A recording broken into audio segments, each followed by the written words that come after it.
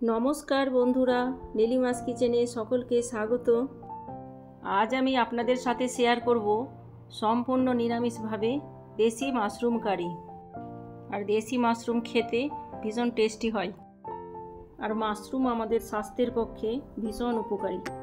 আসুন তাহলে আর দেরি না করে তৈরি করা যাক। কিভাবে আমি তৈরি করি দেখে নিন। এখানে আমি নিয়েছি 200 গ্রাম মাশরুম। এটা প্যাকেটেই আছে, দেশি মাশরুম আছে, খোলাও পাওয়া যায় বাজারে, কিন্তু মাশরুমটা একটু দেখে কিনতে হবে। একটু কালো কালো টাইপের থাকে, এটা একটু সাদা আছে, সাদাটা খেতে বেশি ভালো। আমি প্যাকেট থেকে বের করে নিয়েছি, তারপর এগুলোকে ছোট ছোট টুকরো করে হাতেই আমি ছাড়িয়ে নিচ্ছি। আপনারা চাইলে ছুরি দিয়েও করতে পারেন। মাশরুমে তো প্রচুর ভিটামিনস আছে, যেমন ভিটামিন ডি, ভিটামিন সি প্রচুর মাত্রায় আছে। এগুলো সকলেই খেতে পারে। যারা মাছ মাংস খান না তাদের জন্য তো ভীষণ উপকারী, আর তাছাড়া সকলেই খেতে পারেন। আর আমার ঘরে বাচ্চারা তো খেতে ভীষণ পছন্দ করেন, তাই জন্য আমি সপ্তাহে 2 দিন করে মাশরুমটা তৈরি করার চেষ্টা করি। আজ আমি নিরামিষভাবেই রান্না করেছি। পুরো মাশরুমটা আমার ছাড়িয়ে নেওয়ার পর একটা পাত্রে 10 মিনিটের জন্য গরম জলে চুবিয়ে রেখে দিলাম। তারপর জল বদলে বদলে 2-3 বার খুব ভালো করে ধুয়ে নিতে হবে মাশরুমগুলো। মিক্সিং জারের মধ্যে 20টা মতো কাজু দিয়ে দিলাম। এটাকে গুঁড়ো করে নিয়ে খুব ভালো করে পেস্ট করে নেব। কাজু যদি জল না দিয়ে এইভাবেই যদি একটু ঘুরিয়ে নেওয়া যায়, তারপর জল দিয়ে আবার ঘোরানো যায়, তাহলে খুব ভালো কাজুর পেস্ট তৈরি হয়ে যায়। কাজুর পেস্ট আমার তৈরি হয়ে গেছে। এটা আমি এবার রেখে দিচ্ছি সাইডে। তারপর আমি একটা বাটিতে মশলা তৈরি করে মশলা নিয়ে নিচ্ছি। তার জন্য 1 চামচ জিরে গুঁড়ো, 1 চামচ ধনে গুঁড়ো, আর 1 চামচ কাশ্মীরি লঙ্কা গুঁড়ো, আর সামান্য একটু জল দিয়ে একটা পেস্ট তৈরি করে নিলাম আগে থেকেই। কড়াইয়ের মধ্যে 2 চামচ তেল দিয়ে দিচ্ছি। তেলটা গরম হয়ে গেলে মাশরুমগুলো আমি ধুয়ে পরিষ্কার করে রেখেছিলাম সেগুলো দিয়ে দিলাম। আর হাই ফ্লেমে আমি রাখবো। হাই ফ্লেমে রেখে 5 মিনিট মতো মাশরুমগুলো ভেজে নিতে হবে। মাশরুমে প্রচুর জল থাকে, তাই জন্য ফ্লেমটাকে হাই করেই রাখতে হবে, না হলে ভাজা যাবে না, জল বেরিয়ে যাবে। দেখুন মাশরুমটা আমার ভাজা হয়ে গেছে। খুব বেশি লাল করে ভাজার দরকার নেই, রেখে দিলাম সাইডে। আবার আমি কড়াইয়ের মধ্যে 4 চামচ তেল দিয়ে দিলাম। কড়াইয়ে আমি 2টো কাঁচা লঙ্কা দিয়ে দিচ্ছি।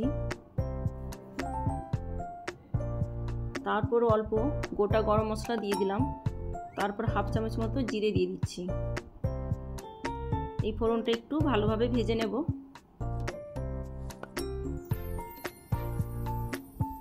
আমার ভাজা হয়ে গেছে। আর যে পেস্টটা আমি বানিয়ে রেখেছিলাম সেই পেস্টটা আমি দিয়ে দিচ্ছি। দিয়ে অল্প একটু নেড়ে নেব।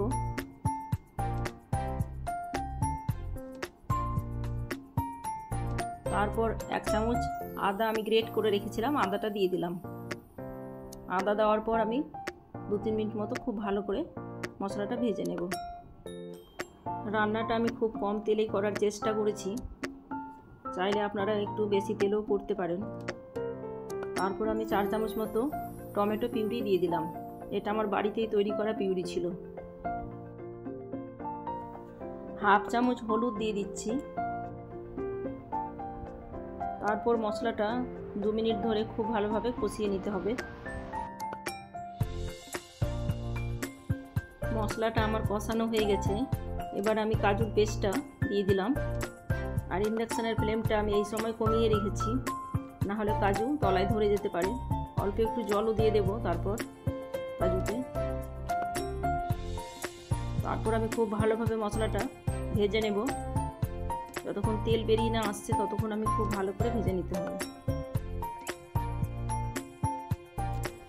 দেখুন বন্ধুরা, মশলা থেকে তেল বেরোতে শুরু করেছে। মশলাটা আমার প্রায় ভাজা হয়ে গেছে। তারপর আমি মাশরুমগুলো দিয়ে দিচ্ছি, যেটা আমি ভেজে রেখেছিলাম আগে থেকেই। খুব ভালো করে মিশিয়ে নিচ্ছি।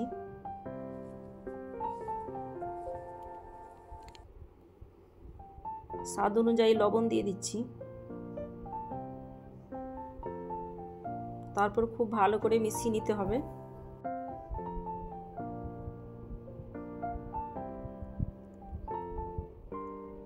1 কাপ মতো জল দিয়ে দিচ্ছি। জল দেওয়ার পর খুব ভালোভাবে মিশিয়ে নিয়ে ঢাকা দিয়ে ঢেকে 10 মিনিটের জন্য রান্না হতে দিতে হবে।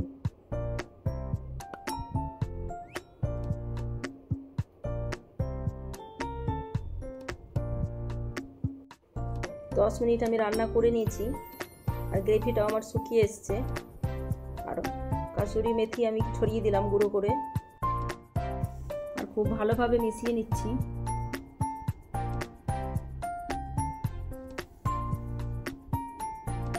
তারপর আমি 1/4 চামচ গরম মশলা দিয়ে দিলাম আর 1 চামচ ঘি দিয়ে দিচ্ছি। আমাদের নিরামিষ মাশরুম কারি অলমোস্ট ডান। এবার আপনি গরম গরম সার্ভ করুন। রুটি, পরোটা বা ফ্রাইড রাইস বা সাদা ভাতের সাথেও করতে পারেন। আপনারাও একবার এইভাবে নিরামিষ মাশরুম তৈরি করবেন আর খেতে কেমন হয়েছে আমার কমেন্ট বক্সে অবশ্যই জানাবেন। আর যদি আমার এই ভিডিওটি আপনাদের ভালো লেগে থাকে তাহলে একটা লাইক, শেয়ার আর সাবস্ক্রাইব অবশ্যই করবেন। আজ এই পর্যন্তই, দেখা হচ্ছে আবার পরের ভিডিওতে। ভালো থাকবেন, সুস্থ থাকবেন। ধন্যবাদ।